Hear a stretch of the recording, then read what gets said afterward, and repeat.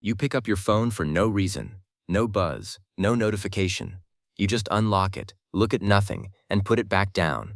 30 seconds later, you do it again.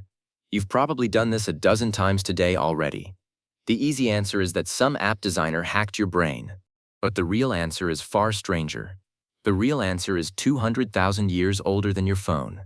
Your brain wasn't built for notifications, it was built for grass. Picture an ancestor of yours on the African savanna, 60,000 years ago. She is foraging. She is moving through tall grass, looking for food, looking for danger, looking for anything that might matter. She doesn't know what's coming next, she can't know. So she checks, she glances up, she scans the horizon, she listens for a moment, then goes back to what she was doing. A minute later, she checks again. Not because something happened, because something might. That habit kept her alive. It also still lives in you. Psychologists call this behavior vigilance. In the wild, vigilance isn't anxiety, it's maintenance. A grazing animal that never looks up gets eaten. A grazing animal that looks up constantly never eats enough to survive. So evolution settled on a rhythm. Look down, gather, look up, scan, look down again.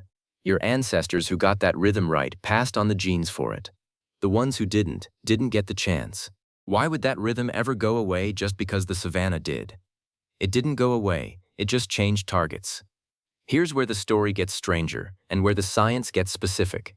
In the 1950s, a psychologist named B.F. Skinner ran an experiment with pigeons that would end up explaining your relationship with your phone almost a century later. Skinner put pigeons in a box with a lever. Press the lever, get a food pellet, simple enough. But then Skinner changed the rule. Instead of a pellet every single time, the pigeons got a pellet at random intervals. Sometimes after one press, sometimes after 20. The pigeons couldn't predict when the reward was coming. What happened next surprised even Skinner. The pigeons given food every single time eventually got bored and pecked less. But the pigeons on the random schedule pecked constantly, obsessively, they couldn't stop. Skinner called this variable ratio reinforcement, and it remains one of the most powerful behavioral patterns ever documented. Unpredictable rewards don't satisfy a brain, they hook it. Does that sound familiar yet? Every time you pull down to refresh your feed, you are pressing Skinner's lever. Sometimes there's nothing. Sometimes there's a message that makes your whole day better. You never know which one it'll be, and that uncertainty is the entire engine. Your phone didn't invent this mechanism, it just gave your ancient grass-scanning instincts a lever to press at 3 in the morning. But reward alone doesn't fully explain the itch. There's a second ingredient, and it comes from a researcher named George Loewenstein, who in the 1990s proposed something he called the information gap theory of curiosity. Loewenstein's idea was simple but unsettling. Curiosity isn't really about wanting to learn something new.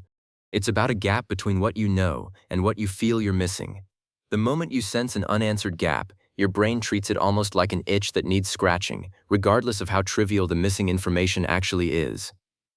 A notification badge is a perfect information gap, a small red number with no context. Someone said something happened, you don't know what. Your brain doesn't actually care whether the answer is important, it just wants the gap closed, so you check. The gap closes for half a second, and then, almost immediately, a new one opens somewhere else. There's a third piece to this puzzle, and it comes from anthropology rather than psychology.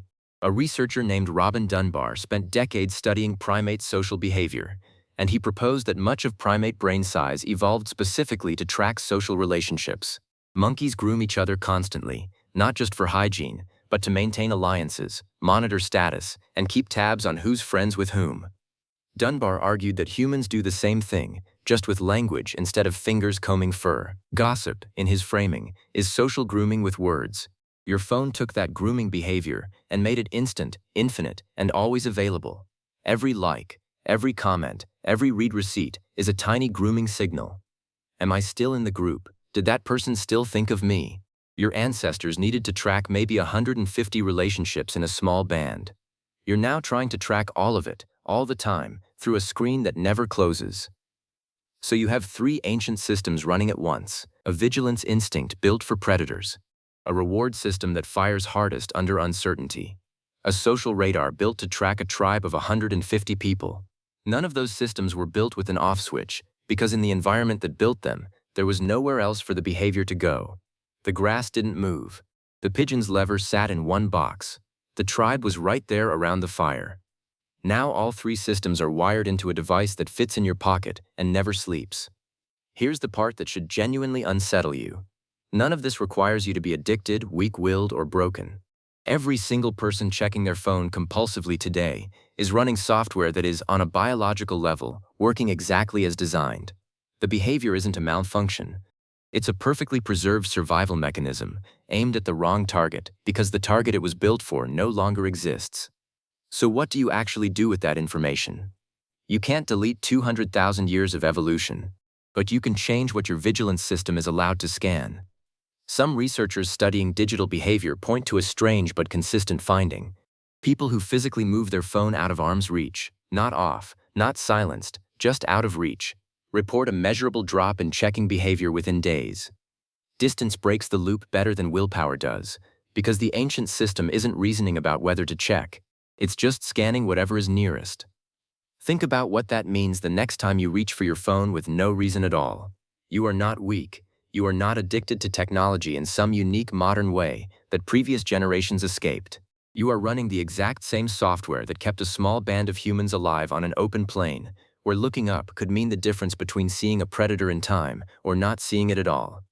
The only thing that changed is what's worth looking up for. There's something almost beautiful in that, if you sit with it for a second. The same instinct that makes you glance at a glowing screen for no reason is the instinct that once made your ancestors glance at the horizon, scan the grass, and notice the rustle that meant something was coming. It is not a flaw in you. It is one of the oldest pieces of you, still running, still scanning, just pointed somewhere new. Tonight, when you feel your hand drifting toward your phone for no reason at all, you might actually understand why. You're not checking a notification. You're scanning the horizon,